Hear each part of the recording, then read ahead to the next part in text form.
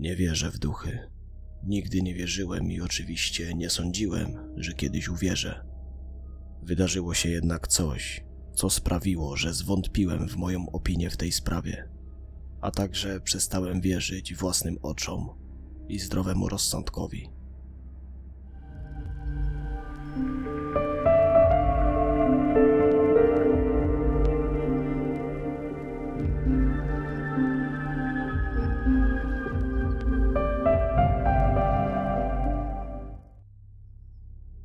Możesz sam rozważyć i ocenić, czy uważasz mnie za szaleńca, czy uważasz, że coś takiego naprawdę mogło się wydarzyć.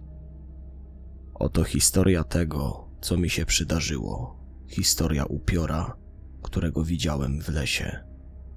To był miły, letni weekend, a mój syn Oliver i ja wybieraliśmy się na wycieczkę pod namiot.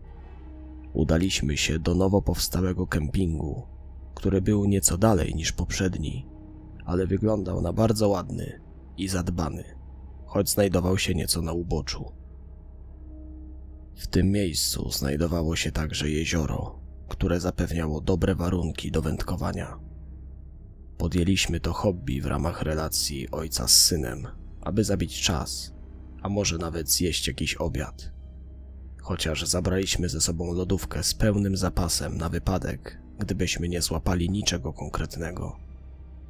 W drogę wyruszyliśmy wcześnie rano, przygotowani na prawie 4-godzinną podróż, która, mieliśmy nadzieję, że dotrze na miejsce późnym rankiem lub wczesnym popołudniem. Podróż była długa i raz nawet się zgubiliśmy, ale znaleźliśmy drogę powrotną na właściwe tory. Zacząłem słyszeć ciągłe narzekanie i pytania, czy już jesteśmy, od Olivera, który tracił cierpliwość, a biorąc pod uwagę, że miał dopiero 10 lat, nie było w nim zbyt wiele cierpliwości. Powiedziałem mu prawie, po raz 100 i przewróciłem oczami, gdy westchnął. Na szczęście byliśmy już bardzo blisko i po kolejnych 10 minutach jazdy byliśmy już w Crescent Lake Park. Zdjęcia na stronie nie oddawały tego sprawiedliwie. Miejsce było piękne i pomimo tego, że było tak na uboczu, wydawało się, że warto było tu przyjechać. Gdy jechaliśmy drogą prowadzącą do kempingu i wodowania łodzi w pobliżu wspaniałego widoku na jezioro w oddali, zauważyliśmy wiele szlaków turystycznych. Najlepsze było to, że był to najlepszy letni dzień na kempingu. Miejsce nie wyglądało na przeludnione od turystów. Być może w ten weekend będziemy mogli spokojnie rozbić obóz i łowić ryby. Pomyślałem szczęśliwie i naiwnie. Nie zauważyłem nigdzie w pobliżu strażnika parku i doszedłem do wniosku, że muszą pełnić swoje obowiązki gdzie indziej. Pojechaliśmy na kemping i znaleźliśmy zarezerwowane miejsce i przynajmniej w tej chwili nie wyglądało na to, żebyśmy mieli sąsiadów na działkach obok. Zaparkowaliśmy, wysiedliśmy i zaczęliśmy rozpakowywać nasz namiot i zapasy. Zacząłem rozkładać namiot, podczas gdy Oliver bawił się po rozładowaniu samochodu. Kiedy próbowałem złożyć namiot, słyszałem, jak skakał i na niby walczył ze złymi ludźmi w obozie za pomocą znalezionego kija, ale zatrzymał się na chwilę. Wstałem, żeby upewnić się, że wszystko z nim w porządku, i zobaczyłem go stojącego w pobliżu rogu kempingu z kartką papieru w dłoni. Hej, młody, co tam masz? Zapytałem go. Podniósł wzrok i podał mi to. To smutne, ale mam nadzieję, że ją znajdą. Zrozumiałem, co miał na myśli, kiedy zobaczyłem, że w gazecie było zdjęcie zaginionej osoby. Wskazywało, że panna Sadie Mary Johnston zaginęła i proszono o wszelkie informacje na temat jej miejsca pobytu. Zgodziłem się z Oliverem, że mam nadzieję, że ją znajdą, ale zobaczyłem datę na ulotce i miałem nieprzyjemne przeczucie, że może tak się nie zdarzyć. Sprawy zaginięć, w przypadku których dana osoba nie zostaje odnaleziona w ciągu 72 godzin, często kończą się bardzo źle. Stłumiłem swoje pesymistyczne myśli i powiedziałem mu: jestem pewny, że nic jej nie będzie. Znajdą ją. Odłożyłem gazetę obok ławki i wróciłem do namiotu. Ten szczegół musisz zapamiętać. Kiedy już wszystko było gotowe, zjedliśmy obiad i postanowiliśmy wybrać się na wycieczkę. W końcu spotkaliśmy kilku innych obozowiczów przejeżdżających obok. Pomachaliśmy do kilku z nich, ale nikt nas nie przywitał.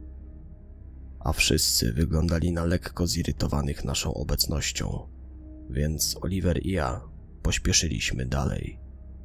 Po prostu założyłem, że niektórzy ludzie są zrzędliwi lub aspołeczni. Na szlaku szliśmy w stronę mężczyzny wracającego tym szlakiem, sąsiednim prowadzącym do jeziora.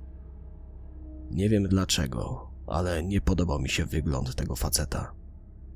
Miał ogólną nieprzyjemność na twarzy i coś, co wyglądało na ledwo powstrzymywaną złość.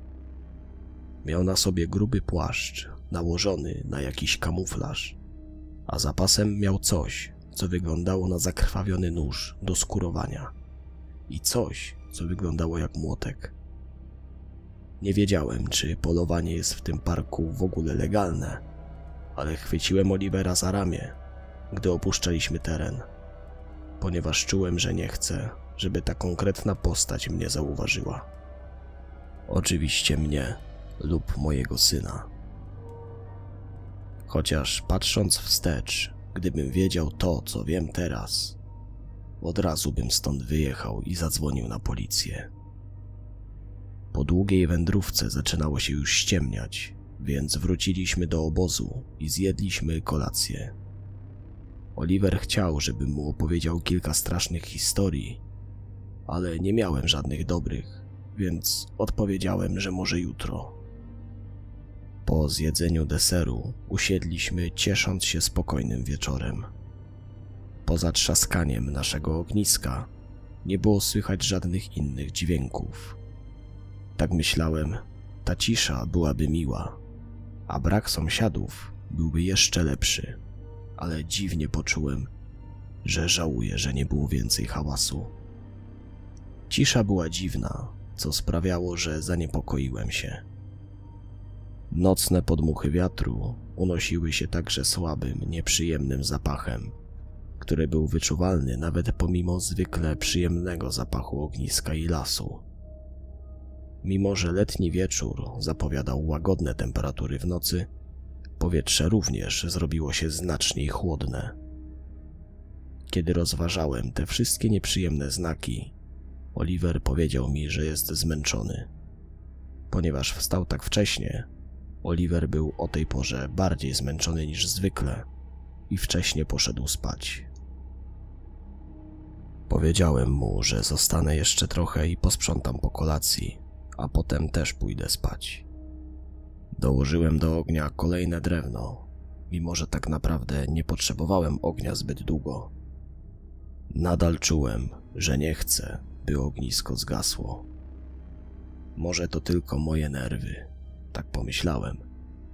To była długa podróż i pracowity dzień. Potrzebuję tylko trochę snu i jutro będzie w porządku. Nie ma się czym martwić. Wstałem, żeby szybko się wysikać za drzewem, kiedy usłyszałem głośny trzask gałęzi.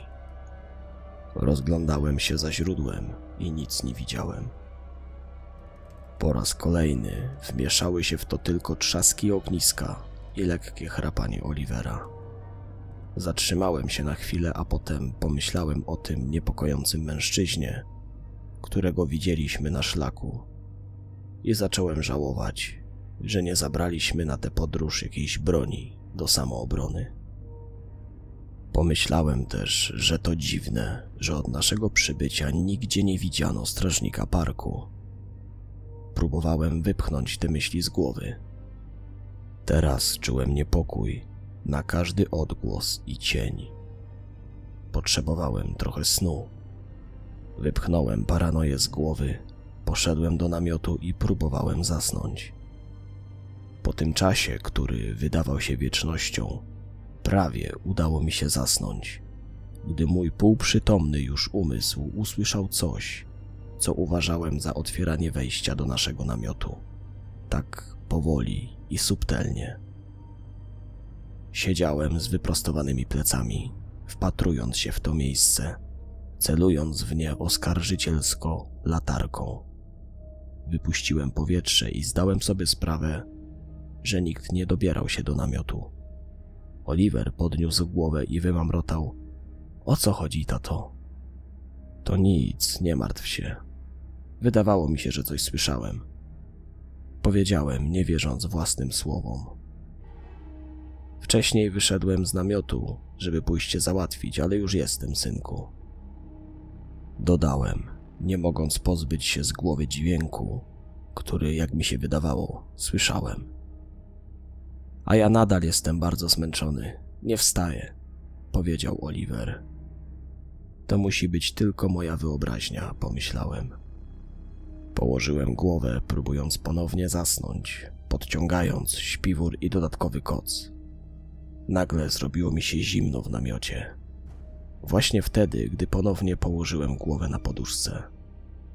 Patrząc na ścianę namiotu, w samym rogu, niedaleko wejścia, znajdowała się ulotka o zaginięciu osoby, którą Oliver znalazł wcześniej, a oczy Sadie Johnston wpatrywały się w moje. Prawie krzyknąłem, ale się powstrzymałem. „Oliver?” zapytałem. „Dlaczego przyniosłeś to do namiotu?” powiedziałem, wskazując na ulotkę. Oliver wstał i przetarł oczy. „Tato, o czym ty mówisz? Nic tu nie przynosiłem, zostawiłem tę ulotkę na ławce. Nie brałem jej stamtąd”, odpowiedział zirytowany, że go obudziłem. Siedziałem tam w dezorientacji i zastanawiałem się, co się dokładnie stało. Oliver nie kłamałby tak z byle powodu, ale jak inaczej to mogło się tutaj dostać? Na pewno nie ja to przyniosłem. Wstałem i wyniosłem gazetę z powrotem na ławkę. Ustawiłem na niej talerz, żeby wiatr jej nie porwał, po czym wróciłem do środka i próbowałem ponownie zasnąć. Udało mi się przespać kilka godzin, ale obudziłem się z nadzieją, że dzisiejszy dzień będzie przyjemniejszy i mniej wypełniony niepokojem. Kiedy się obudziłem i rozpaliłem ogień, żeby przygotować śniadanie, moim oczom ponownie ukazał się ten wycinek z gazety i poczułem dziwny chłód. Ledwo stłumiłem dreszcz. Poczułem się źle z powodu tego, co zrobiłem dalej, ale trochę się przestraszyłem, więc wziąłem ulotkę i wyrzuciłem ją do śmieci. Uzasadniałem to założeniem, że gdyby ktoś wiedział cokolwiek na temat tej zaginionej osoby, już by się zgłosił. Niemniej jednak nadal czułem się winny, że to zrobiłem, ale nie podobał mi się sposób, w jaki to coś pojawiło się przy nas. I to, że w jakiś sposób miałem wrażenie, że ona na mnie patrzyła za każdym razem, gdy spojrzałem na zdjęcie. Pośpieszyłem dalej i zrobiłem śniadanie, kończąc przygotowanie zaraz po przebudzeniu się Olivera. Planowaliśmy dzisiaj łowić ryby i miło spędzić czas. Wcześnie rano może nam się poszczęścić. Wody jeziora były czyste i piękne, co mogliśmy zobaczyć przez gęstą, poranną mgłę. Kilka razy musiałem przypominać Oliverowi, żeby się nie oddalał, bo poza głównym szlakiem wokół jeziora było mnóstwo zarośli i drzew, w których łatwo mógł się zgubić. Albo co gorsza, wpaść do wody i uderzyć się w głowę, nawet bym o tym nie wiedział. Rozstawiliśmy wędki i spędziliśmy kilka dobrych godzin, kiedy zobaczyliśmy pierwszą łódź wpływającą na jezioro. Była dość daleko, ale widzieliśmy, jak skręciła w róg jeziora i sterujący zatrzymał się na chwilę. Być może wybierał miejsce do wędkowania. Następnie łódź szybko odpłynęła I to w jakim pośpiechu, pędząc tak szybko, ile sił w wiosłach. Hej, tato, co robią ci goście? Zapytał Oliver. Może po prostu łowili ryby i o czymś zapomnieli, więc musieli się śpieszyć. Prawie przekonałem się sam o tej łagodnej historii, kiedy usłyszeliśmy strzały nad wodą. Czy to był pistolet? Zawołał Oliver. Nie sądziłem, że w tak bliskiej odległości od kempingu dozwolone jest polowanie. Zbieraj się, wracamy do obozu, rozkazałem. Siedzenie tutaj nie było bezpieczne, skoro ludzie strzelali w pobliżu. Zaczęliśmy wracać do obozu, kiedy Oliver pociągnął mnie za koszulę, gdy wychodziliśmy. Tato, spójrz! Po drugiej stronie jeziora, spójrz! Ktoś do nas macha. Próbuje zwrócić naszą uwagę. Może potrzebuje pomocy. Też to widziałem. Wytężyłem wzrok i zobaczyłem coś, co wyglądało jak szczupła sylwetka osoby, która powoli machała ręką nad głową w naszym kierunku. Rozejrzałem się i nie widziałem żadnych innych ludzi po tej stronie wody i wiedziałem, że to musi być skierowane do nas. Było to zbyt daleko, żeby krzyknąć i przez chwilę żałowałem, że Oliver to zauważył. Coś dziwnego wydawało się emanować z tej postaci w oddali. Musimy to sprawdzić, powiedział. Próbowałem wymyślić kontrargument, ale jeśli ktoś został ranny lub potrzebował pomocy, oprócz ludzi na łodzi byliśmy jedynymi osobami na zewnątrz o tej porze i wydawało się, że faktycznie ta osoba wymaga pomocy, co szczerze mówiąc było częścią tego, co martwiło mnie w tym śledztwie, które prowadzono w sprawie zaginięcia tamtej dziewczyny. Zgodziłem się pod warunkiem, że Oliver będzie się trzymał mnie, a w przypadku bezpośredniego zagrożenia pobiegnie do obozu i spróbuje wezwać pomoc. Zgodził się i udaliśmy się na drugą stronę jeziora, idąc przez skrót i omijając szlak, aby jak najszybciej dotrzeć na miejsce. Dotarliśmy w pobliże miejsca, w którym myśleliśmy, że widzieliśmy tę postać, ale nikogo tam nie było. Powietrze w okolicy wydawało się ciężkie i, co dziwne, mgła w tym obszarze się nasiliła. Zaczynając się niepokoić, zdobyłem się na odwagę i krzyknąłem: Halo! Czy ktoś tu jest? Widzieliśmy cię w oddali i pomyśleliśmy, że możesz potrzebować pomocy.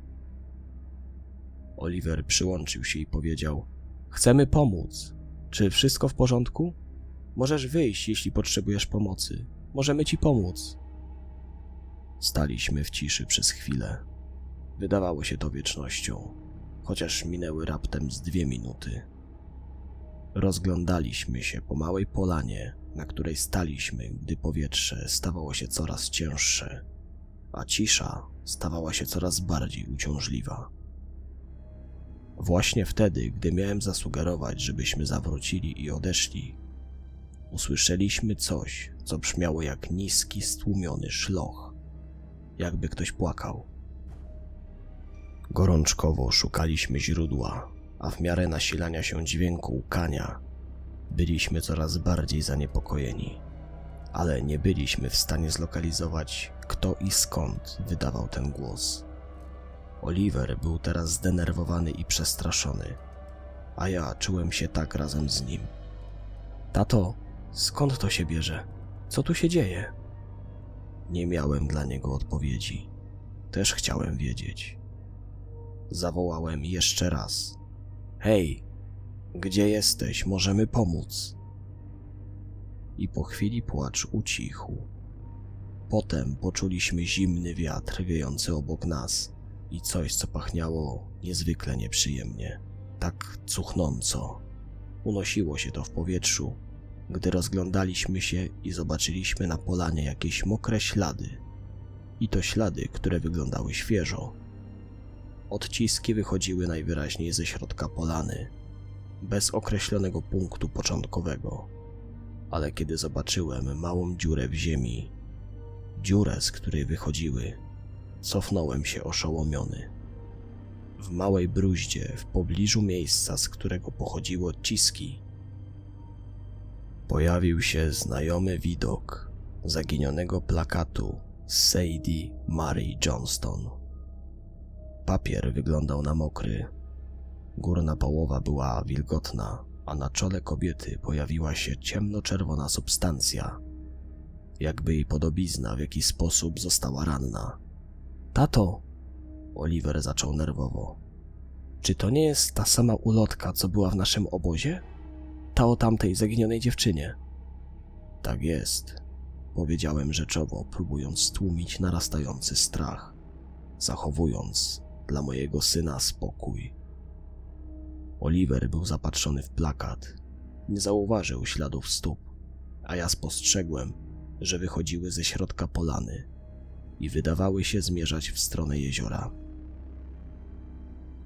Wynośmy się stąd. Nie podoba mi się to. Coś jest nie tak. Wróćmy do obozu. Coś mi tu nie pasuje. Wygląda na to, że nikogo tu naprawdę nie ma i nikt nie potrzebuje naszej pomocy. A może to jakiś żart tych żeglarzy? Kontynuowałem. Bez względu na sytuację powinniśmy wrócić, zjeść obiad i zostawić to dziwactwo za sobą. Starałem się wykazać w swoim oświadczeniu odrobiną przekonania, zarówno ze względu na niego, jak i na siebie. Tak jak tylko mogłem wmówić sobie, że jest wszystko w porządku i że nie dzieje się nic złego. Wróciliśmy do obozu, chociaż przez cały czas oglądałem się za siebie, żeby zobaczyć, czy ktoś nas przypadkiem obserwuje, a może ktoś znowu macha w oddali. Nie wiedziałem, co się dzieje, ale nie podobało mi się to. Czyj był ten głos, ten płacz? Co robili ci ludzie na łodzi? A kogo widzieliśmy po drugiej stronie jeziora? Gdybym miał jakiś rozsądek, wsiedlibyśmy wtedy w samochód i wrócilibyśmy bezpiecznie do domu. Cała sytuacja wydawała mi się co najmniej dziwna, ale jakaś niewidzialna siła, której nie umiałem wyjaśnić, zmusiła mnie do pozostania tam.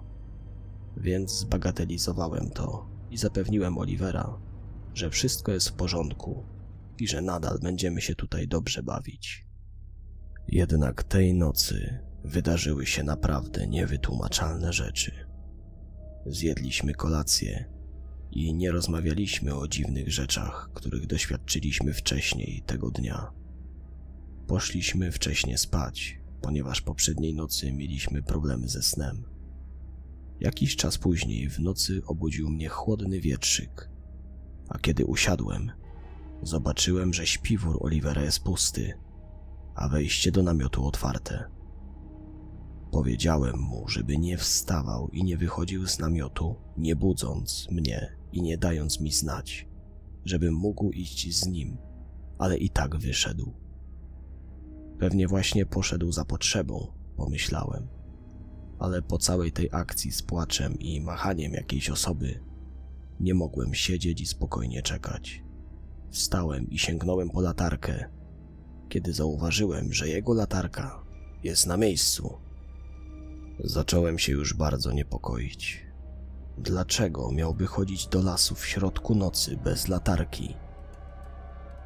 Wyskoczyłem z namiotu z obiema latarkami w dłoniach, mając nadzieję, że może jest blisko i po prostu idzie za drzewo, a nie znika mi gdzieś w tym mroku. Zawołałem najpierw trochę ciszej. Oliver, gdzie jesteś? Zapomniałeś latarki. A potem głośniej, lecz nie odpowiedział. Oliver, gdzie jesteś, synku? Jest za ciemno, musisz wracać. Zacząłem panikować, gdy na moje prośby odpowiedziała jedynie cisza. Nie wiedziałem, dokąd mógł pójść. Próbowałem się uspokoić, skupić i rozejrzeć.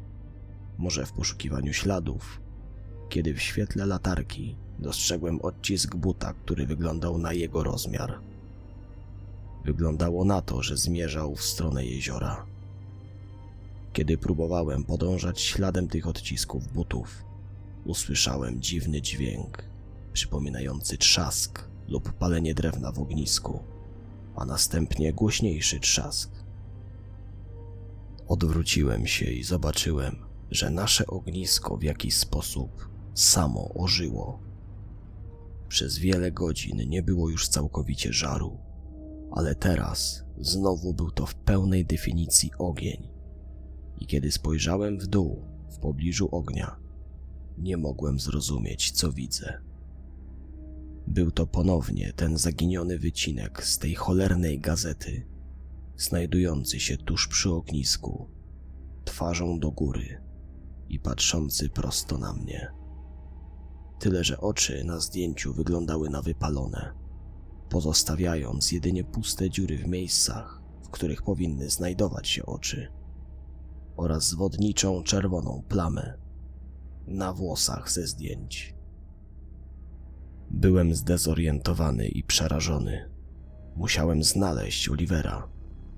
Pobiegłem w stronę jeziora, nie zważając na bijące mnie gałęzie, gdy mijałem je, krzycząc po drodze imię mojego syna. Jeśli ktoś tu biwakował, nie obchodziło mnie to. Musiałem go znaleźć i wynosić się stąd razem z nim. Szedłem szlakiem, aż dotarłem do brzegu jeziora w pobliżu miejsca, w którym wcześniej łowiliśmy ryby, i wtedy to zobaczyłem. Po drugiej stronie wody, w słabym świetle księżyca, widać było znajomą sylwetkę, która teraz w ciemności wydawała się dziwnie świetlista i rozjaśniona. Ręka istoty była uniesiona i zdawała się machać tąże ręką w moją stronę.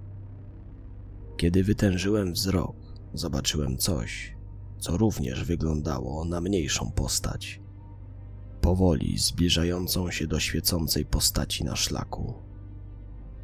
Oliver! Krzyknąłem. Pobiegłem w jego stronę, niemal potykając się o korzenie i gruz. Nie reagował. Po prostu szedł naprzód, jakby był w transie. Kiedy do niego dobiegłem, obaj byliśmy już prawie przy niepokojąco promiennej postaci. Postać nie ruszała się, ale tym razem też nie zniknęła. Kiedy przyjrzałem się bliżej, zobaczyłem, że była to kobieta. Miała prawie przezroczysty, biały płaszcz, który wydawał się cienki, jak pajęczyna, ale zakrywał jej posturę, więc trudno było dostrzec większe szczegóły. Nic się nie odezwała, tylko na nas patrzyła. Byłem tak oszołomiony tym widmem, że prawie nie zauważyłem Olivera mijającego mnie i prącego do przodu. Złapałem go za ramię i pstryknąłem mu przed twarzą palcami, a on zdawał się gwałtownie wybudzić z transu. Wyglądał tak, jakbym właśnie co go zbudził. Co się dzieje? Wymamrotał, przecierając oczy. Potem on też ją zobaczył i po prostu zaciągnął się powietrzem, nie mogąc wyrazić swojego zdziwienia niesamowitym widokiem, którego byliśmy świadkami. Zanim zdążył cokolwiek powiedzieć lub, co gorsza, krzyknąć, położyłem mu rękę na ustach, złapałem go za ramię i zacząłem się wycofywać od tej zjawy, nie odrywając od niej wzroku oczywiście. Kiedy zaczęliśmy odchodzić, poczułem silny ucisk w głowie i wyjący podmuch wiatru, który pojawił się nie wiadomo skąd i prawie powalił nas obu na kolana. Udało mi się pokonać narastający strach i zapytałem kobietę: czego chcesz? Kim jesteś? Nie odpowiadając na pytanie, kobieta wyciągnęła bladą rękę i jedynie wskazała brzeg jeziora. Nadal się od niej oddalałem, kiedy poczułem straszliwe ciśnienie i najgorszy ból głowy, jaki czułem w życiu. Oliver powiedział, że wydawało mu się, że na chwilę stracił przytomność. Co więcej, jestem pewien, że ja też, ale podczas krótkiej agonii poczułem coś innego. Poczułem, że coś mnie ciągnie. Jakieś ćmienie z tyłu głowy, takie chwytanie mojego umysłu przez jakąś inną istotę. Błagało mnie to coś, żebym wysłuchał, Na początku się opierałem, ale potem poddałem się temu uczuciu i byłem zaskoczony przypływem uczuć i emocji, które poczułem jednocześnie. Nie tylko emocje, ale rozproszone wspomnienia. Przez chwilę nie mogłem sobie przypomnieć, kim jestem. Nie mogłem sobie przypomnieć, gdzie jestem. Nie wiedziałem nawet, co się ze mną stało, dlaczego tak bardzo bolała mnie głowa, dlaczego ona wciąż to robiła. Czekaj, kim ona była? Myślałem i wtedy mój wzrok został przejęty i zobaczyłem jakiegoś bandytę, jakiegoś mężczyznę patrzącego na mnie z góry. Jego twarz była tak znajoma i co on robił? Głos w mojej głowie, który de facto nie był mój, przemówił. Nie chciałem tego robić. To był wypadek. Zabiorę cię do szpitala i wszystko będzie dobrze.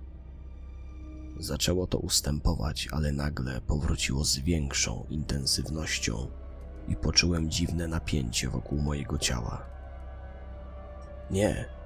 Dlaczego on mnie owija tą plandeką? Dokąd idziemy? Nie. Nie do wody, nie. Nie zrobiłby tego, bo mnie kocha. To póki co były spokojne słowa. Dalej był tylko krzyk w stylu: nie rób tego, proszę, nie rób. Głos całkowicie ucichł i zrobiło mi się zimno. Poczułem ból. Moje płuca wypełniły się wodą. Próbowałem krzyczeć, ale mój głos znikał. Jest tylko woda, czerń i pustka. Wtem odzyskuję już rozum i krzyczę. Miotam się niespokojnie. Moje płuca znowu pracują, nie są pełne wody. Oliver mówi, że krzyczałem bez przerwy przez prawie 2 minuty. Dotykam swojej twarzy i to znowu ja. Potem patrzę na tę paranormalną postać kobiety i wiem już, kim jest to widmo. Widzę teraz jej twarz, pomimo tej strasznej zasłony, i wiem, dlaczego do mnie przemawia. Nie wyjaśniając Oliwierowi, podszedłem do tego bytu i minąłem go, kierując się w stronę brzegu. Chwyciłem latarkę, a Oliver ledwo mógł wykrzyczeć zdezorientowanie: czekaj, tato! Wypowiedział te słowa, zanim zniknąłem w wodzie. Nie wiem, skąd wiedziałem, co robię. Nurkowałem coraz głębiej w zimne otchłanie wody, głębiej w lodowate, mroczne głębiny. I wtedy znalazłem to. Znalazłem właśnie ją. Już brakowało mi tchu. Płynąc tylko głębiej, blisko dna, znalazłem małą wnękę. Prawie jak mała jaskinia lub jakiś rów. Widziałem ją właśnie tam, wewnątrz tego zagłębienia, wciąż związana i owinięta w plandekę. Delikatny prąd spowodował, że plandeka była rozwinięta, ale tylko miejscami. Jej zapadnięte i pozbawione życia oczy w jakiś sposób spoglądały na mnie. Wyciągnąłem rękę, aby chwycić tę plandekę, która obecnie była trumną, dosłownie trumną. Tchu było mi brak, ale czułem, że muszę okazać ją światu. Z wysiłku niemalże utonąłem, podczas gdy walczyłem pod wodą, ale jakaś siła, nieznana siła, dodała mi wigoru i byłem w stanie wyciągnąć ciało z wnęki i wypłynąć z nim na powierzchnię. Pamiętam to tak, że kiedy wynurzyliśmy się na powierzchnię, usłyszałem, jak Oliver mnie wzywa i widzę, że ta straszna postać kobiety na brzegu zniknęła. Oliver, przerażony, ale spokojny, że u mnie wszystko w porządku. A potem znów się wystraszył, tym razem zwłok, które z jeziora wyciągnąłem, jakby mnie ekshumował. Tłumaczę mu, choć do dziś nie mam pojęcia, skąd to wiedziałem, że znalazłem Sadie Mary Johnston. Przez mgłę widziałem także ciało strażnika parku w tym okropnym, zatopionym grobowcu. miał ranę postrzałową w głowie, a widok ciała wraz z ciałem Sadie przypomniał mi twarz, którą widziałem wcześniej na szlaku.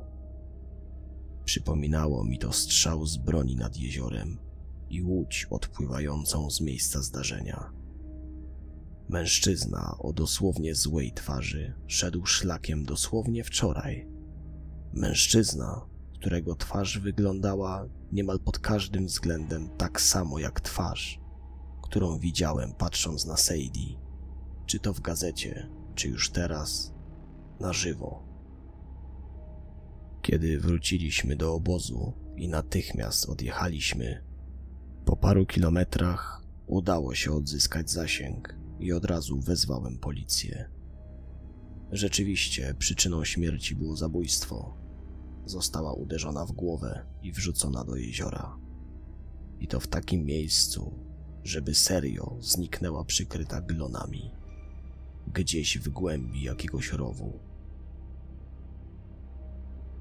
Z jakiegoś powodu policja nie wiedziała, co dokładnie się mogło stać, chociaż uznano ją za zaginioną po ucieczce ze swoim chłopakiem, szczególnie nieprzyjemnym facetem, który widocznie oczarował ją swoją bogatą kartoteką.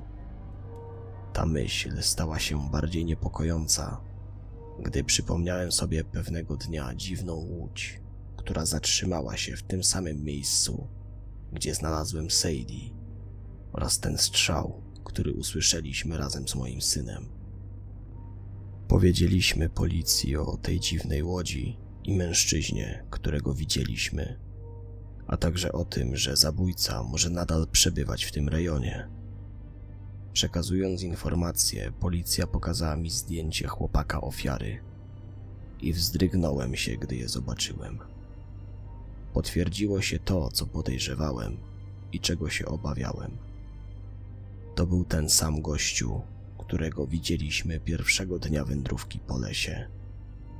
Był to także, choć nie powiedziałem tej części policji, ten sam mężczyzna, którego widziałem, jak patrzył na ciało biednej Sadie w tej koszmarnej wizji.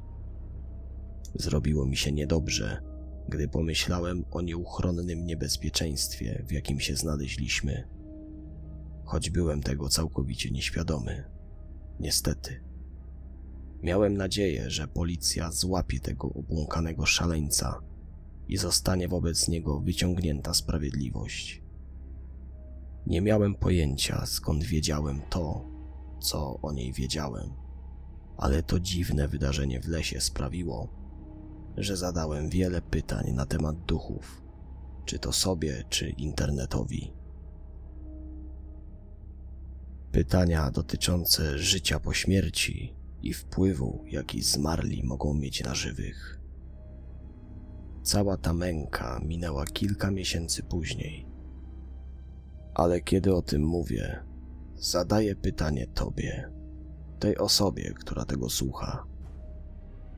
Czy wierzysz w duchy? Czy naprawdę możemy rzucić okiem na zaświaty we właściwym miejscu i czasie?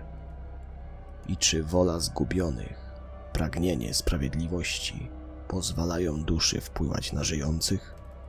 Jeśli chodzi o mnie, wiem, że ta niedawno zmarła dusza w jakiś sposób mnie dotknęła, a to widmo w lesie miało na zawsze ukształtować mnie i mój pogląd na zjawiska nadprzyrodzone. Trzeba się strzec i być gotowym.